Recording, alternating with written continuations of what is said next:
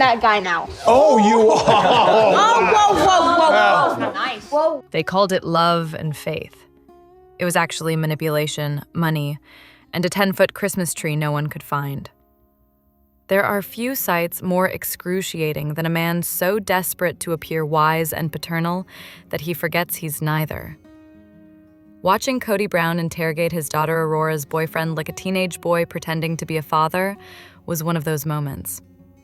He sat there, puffed with misplaced authority, asking whether the poor young man looked at her the same way he did.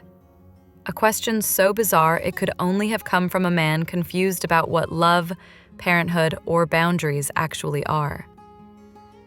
The scene unfolded with the same grim fascination one reserves for minor car wrecks, horrifying, but impossible to look away from. The boyfriend, predictably, was frozen, caught between politeness and horror, while Aurora herself fluttered around in adolescent mortification.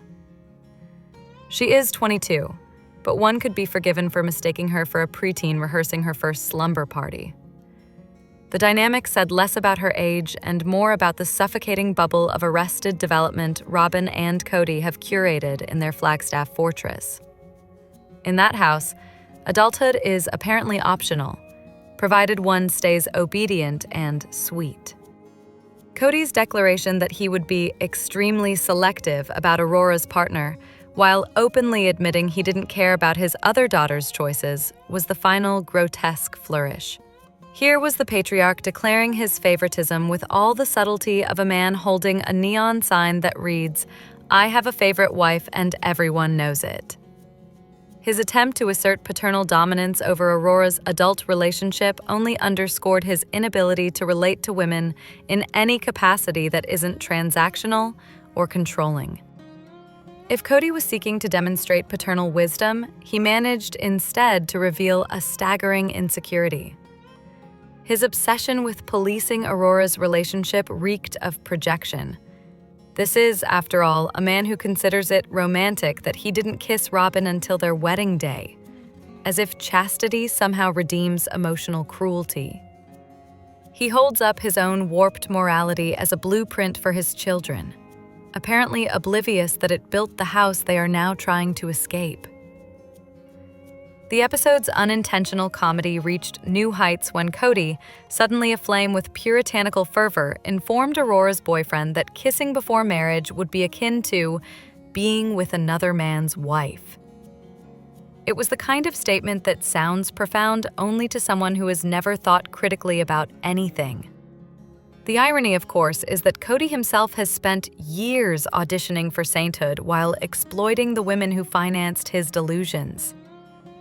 The entire interaction, dubbed by viewers as Brodygate, was a performance of moral authority that exposed the absence of it. Kody was less a father guiding his daughter than a fading narcissist trying to reassert control over a generation that no longer buys the myth of his masculinity. Even Robin's usual cooing couldn't disguise the discomfort. The man's need to relate to young men through competitive posturing and bizarre purity lectures isn't fatherly. It's pathological. And yet, perhaps none of this should surprise anyone who has watched him age into his own parody. Kody's emotional maturity has never surpassed that of a high school flirt. He interprets every interaction through the lens of attention, his to receive, others to withhold. The notion that his adult daughter might find affection elsewhere clearly threatened the only economy he understands: control. Aurora's boyfriend, meanwhile, became an unwitting prop in a morality play no one asked for. His cowboy hat, worn indoors, absurdly oversized, was apparently meant to brand him as the real cowboy, the rugged contrast to Kody's increasingly theatrical masculinity. Yet even this backfired. The hat became a symbol of the show's heavy-handed scripting, the desperate need to telegraph personality through props because there's so little of it left in the people themselves. The etiquette of removing one's hat indoors became an oddly popular topic, with many noting that any real cowboy would know better. But good manners are hardly the point here. The entire family seems allergic to self-awareness. The producers clearly kept the hat on to help the audience distinguish Aurora's cowboy from the revolving cast of emotionally stunted men orbiting the Brown household. Robin, ever the self-appointed curator of propriety, watched it all with that theatrical combination of feigned embarrassment and indulgent laughter. Her interjections, "The kitchen is closed," landed not as humor but as a thinly veiled attempt to steer attention back to herself. For a woman supposedly mortified by her husband's behavior, she seemed remarkably eager to participate in the spectacle. The grotesque comedy of Brodygate wasn't just its cringe factor, it was its symbolism. This was the logical endpoint of Kody's authoritarian parenting, where daughters are infantilized, sons are ignored, and wives are reduced to spectators in the theater of his insecurity. The man who once claimed to lead a modern, loving, plural family now performs the role of an out-of-touch patriarch policing adult women under the guise of spiritual guidance. There is, too, a tragic undercurrent beneath the absurdity. Aurora's awkwardness is not mere immaturity, it's the inevitable product of isolation. Raised in a house that equates obedience with virtue, how could she not emerge stunted?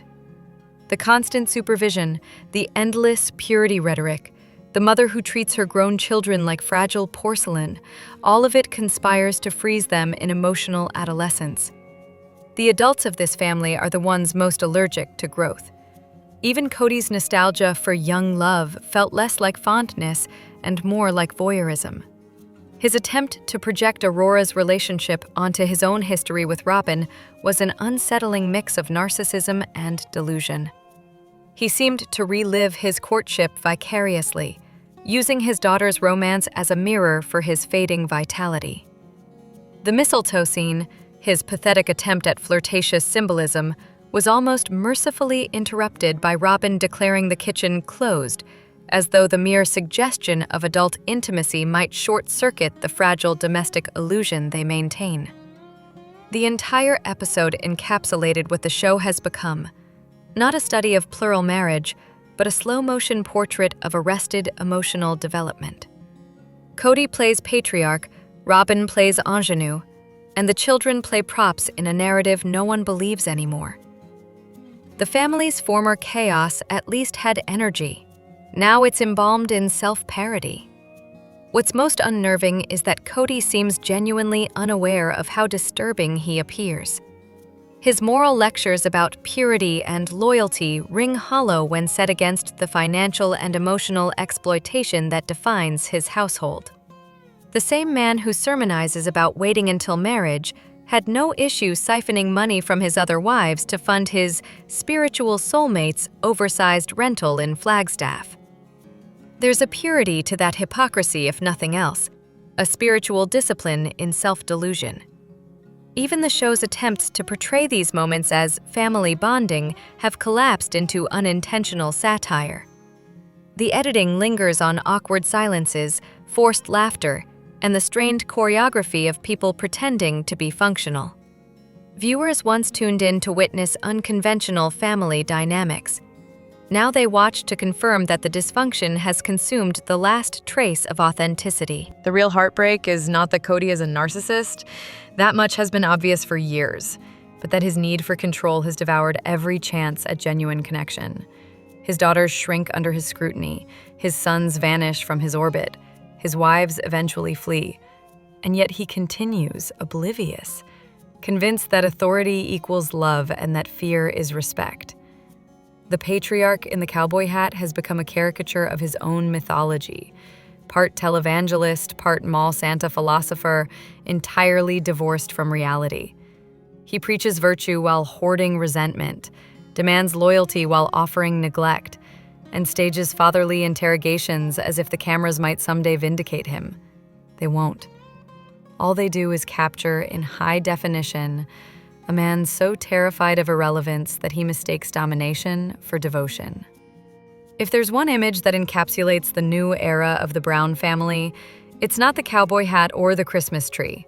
It's Kody's bewildered stare as his children quietly outgrow him. He built a kingdom on obedience, and now he's left alone in the ruins, lecturing ghosts about virtue. If Kody Brown is the family's self-styled prophet, Robin is its patron saint of fragility. She weeps, wheezes, trembles, and somehow always finds her way to the center of every narrative.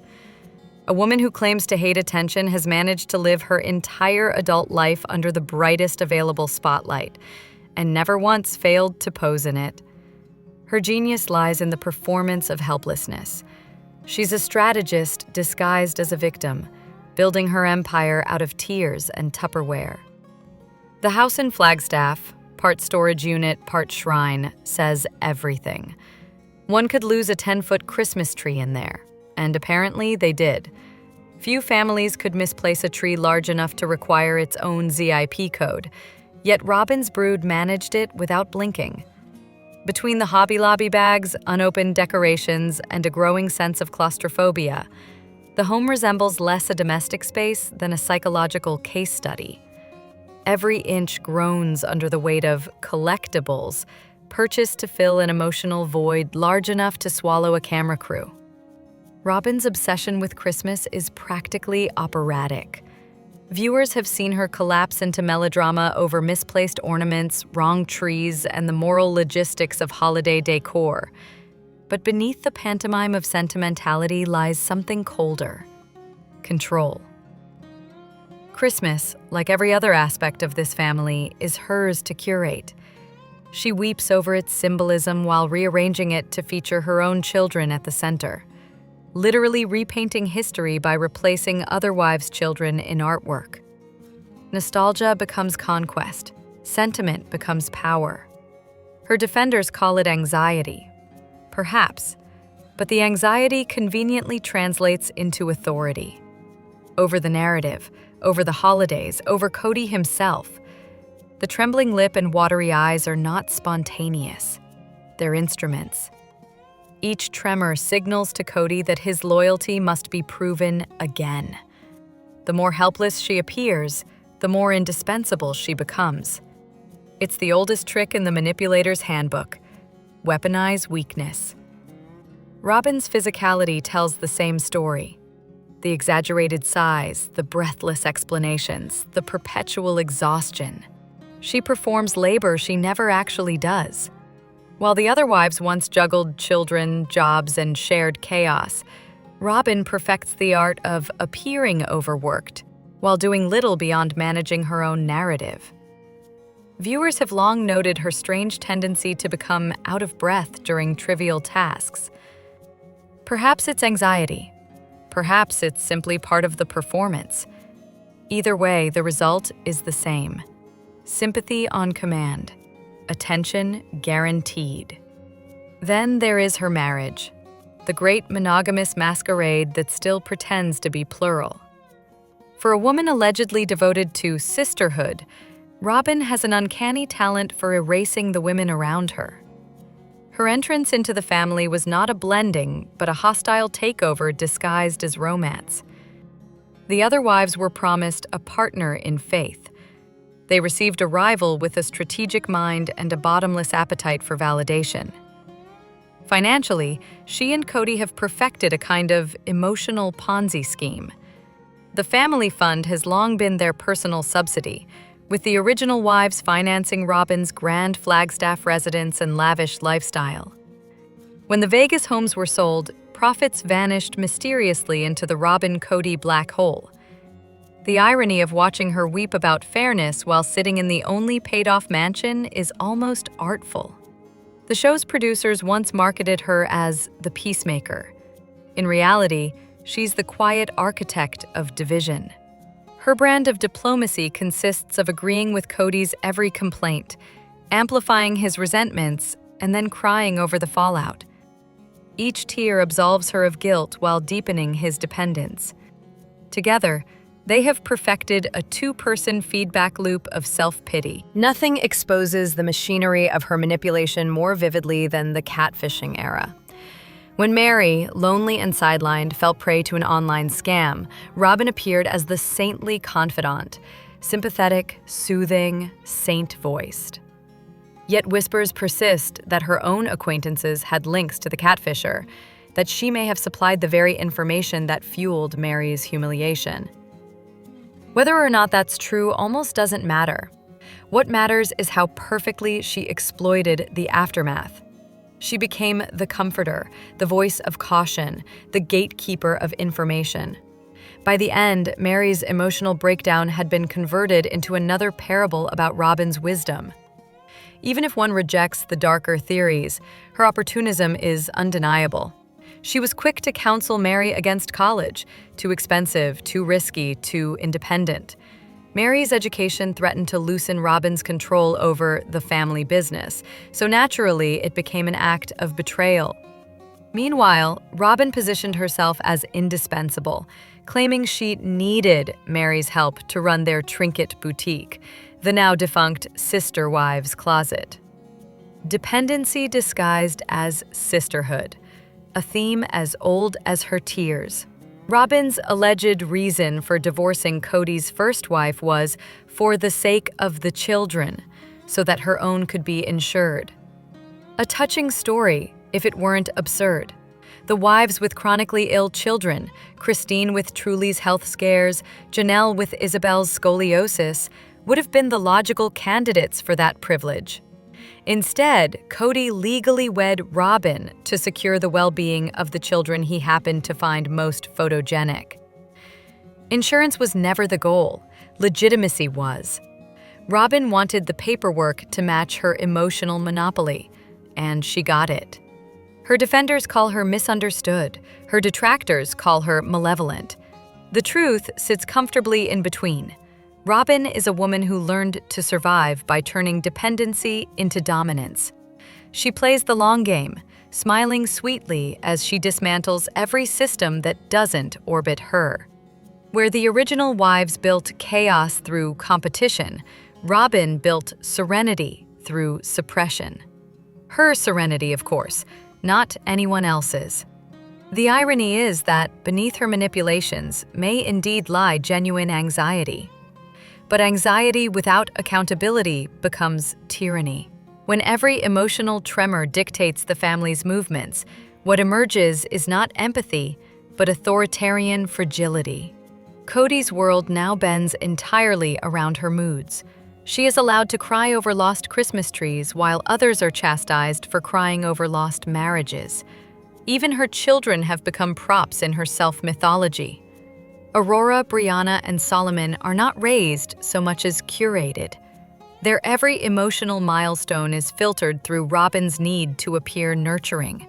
They are infantilized into dependence, sweet, innocent, sensitive, while quietly denied the autonomy that might threaten her narrative. The result is a household of overgrown children, all waiting for permission to grow up. Solomon's story is particularly bleak. Once the darling of the family, he now drifts through scenes like a ghost, awkward and detached, the victim of a mother who mistakes protection for possession. Viewers watch Kody comb his teenage son's hair while the boy stares blankly ahead. A moment so bizarre it borders on performance art. The implication is clear. In Robin's house, maturity is a rebellion. Her children remain frozen in perpetual childhood, because adulthood would mean separation, and separation would mean losing her audience. Her relationship with Kody has become the ultimate reward for her strategy. She has what the others never had: complete control. Yet her victory feels hollow. The couple's life now resembles a parody of domestic bliss, two people trapped in a mausoleum of sentimental clutter, endlessly reassuring each other that isolation is happiness. Their conversations have the energy of hostages convincing themselves they like captivity. Still, Robin's power persists because it is rooted in performance, not persuasion. She doesn't argue, she emotes. She doesn't confront, she collapses.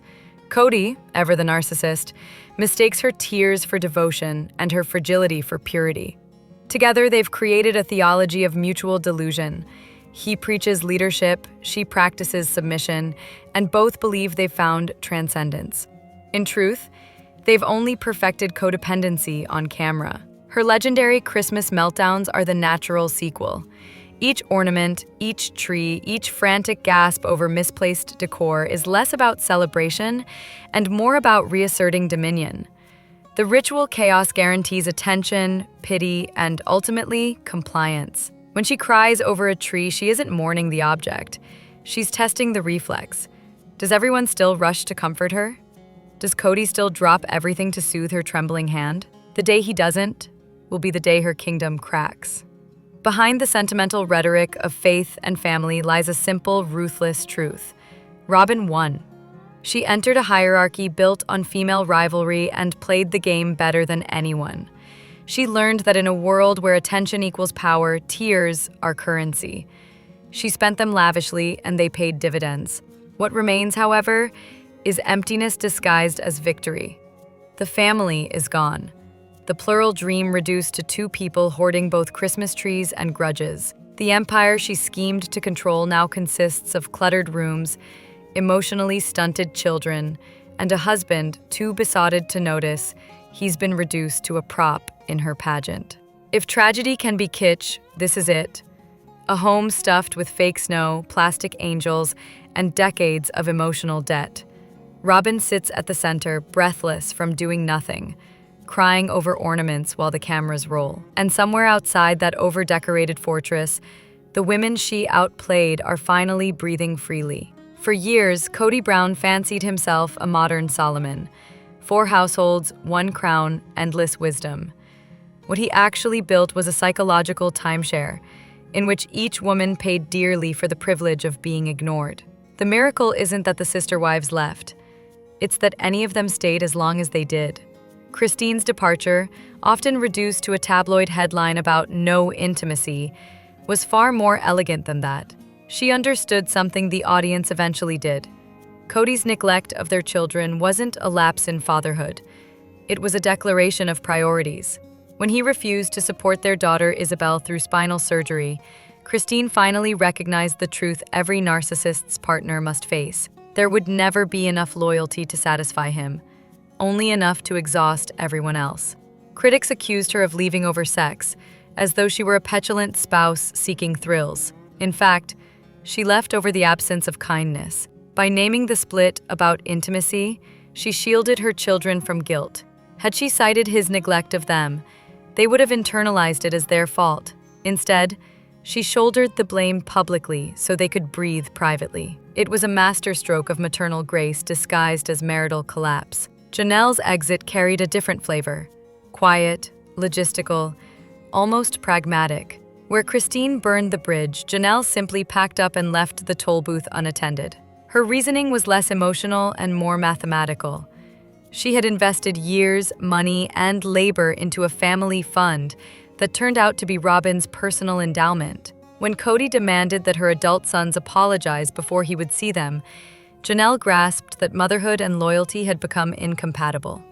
She chose the former. Meanwhile, Mary lingered like the last guest at a wake, unsure whether she was invited or haunting the room. The catfishing scandal, once the most humiliating chapter of her life, became retrospectively understandable. Loneliness breeds recklessness, especially when the husband who claims divine authority communicates only through producers. Kody used her vulnerability as justification for exile, while Robyn used it as a morality tale. Mary became both scapegoat and ghost, indispensable to the show's history, irrelevant to its present. By the time the original trio departed, Kody's grand experiment in plural marriage had collapsed into a monologue. What began as a quasi-religious project now resembled a tragic sitcom. One man, one mansion, infinite self-pity. His narrative of betrayal ignores the obvious. He was never abandoned. He was escaped. The wreckage left behind is spectacular.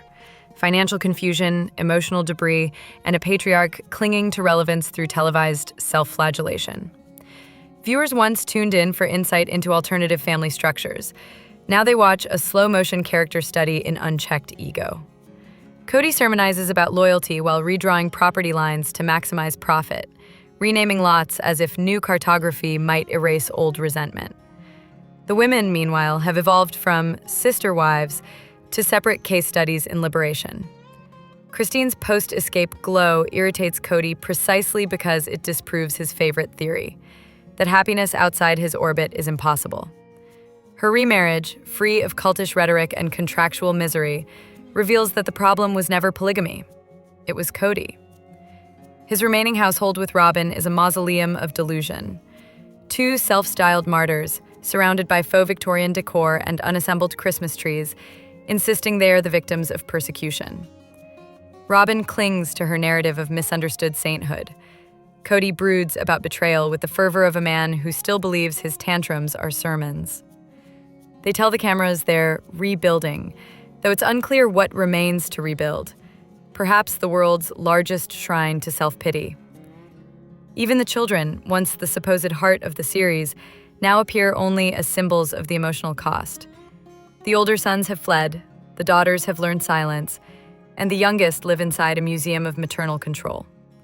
Solomon, the boy once coddled as the chosen heir, now drifts through scenes visibly uneasy, a living reminder that excessive sheltering produces fragility, not safety. Kody's late-stage crisis manifests in bizarre ways. He forgets he already has grandchildren, then lectures Aurora about future grandkids, as though rewriting lineage might restore authority. His fixation on purity and obedience, long after his adult children have outgrown it, exposes the absurdity of his theology. A man who preaches chastity while practicing greed, who mistakes control for love and surveillance for care. The family's material chaos mirrors its moral one. The endless trees, ornaments, and Hobby Lobby excess have become symbols of spiritual bankruptcy. Robin's hoard of holiday decor is less about joy than denial, a sparkling barricade against reality. Each plastic angel proclaims the same silent message: everything is fine. We are still special. Please keep filming. What remains most damning is how ordinary their downfall is. Strip away the polygamy, and what's left is a textbook narcissistic family system. One golden couple hoarding affection, a rotation of scapegoats absorbing blame, and children learning that attention is conditional. The genius of reality television is that it requires no script. Dysfunction performs itself. The myth that Robin saved Kody now reads like satire. She didn't rescue a man. She removed his audience. The other wives, for all their chaos, forced him to engage. They challenged, irritated, occasionally humanized him. Robin's compliance left him alone with his reflection. And it turns out he's allergic to solitude. Their soulmate marriage functions not as love but as mutual hostage-taking. Two people terrified of losing the only person still willing to indulge the illusion. Kody's own commentary reveals the tragicomic self-awareness of a man who almost understands his failure, but refuses to name it. He admits he ignored Christine's confession that she hated polygamy, claiming confusion about what to do. This from a man who never met a problem he couldn't solve by sulking. In therapy sessions, he twisted every criticism into proof of persecution, turning professional advice into background noise. His greatest talent is mistaking introspection for insult. The irony is that he was right about one thing. None of them were happy in polygamy. The difference is that the women found a way out, while he chose to romanticize the wreckage. He now speaks of loyalty with the fervor of a general whose army deserted him for better food. Each televised rant about betrayal only underscores the truth. He lost them not through rebellion, but exhaustion. The audience, once complicit in the voyeurism, now watches with a kind of anthropological pity. What began as curiosity about faith and plural marriage has evolved into a collective cringe. Every episode feels like a post-mortem. Every confession, an autopsy of pride. Yet there's an odd satisfaction in watching the women rebuild their lives off camera, while Kody and Robin remain trapped in cinematic purgatory, forever rehearsing apologies that never arrive. The saga's final moral is neither religious nor romantic. It's psychological. Systems built on control eventually collapse under the weight of their own rules. Kody demanded submission and received silence. He mistook silence for peace until everyone left. Robin demanded sympathy and received isolation. She mistook isolation for safety until it became loneliness. Together, they proved that martyrdom is not a personality, it's a performance that can't survive without an audience.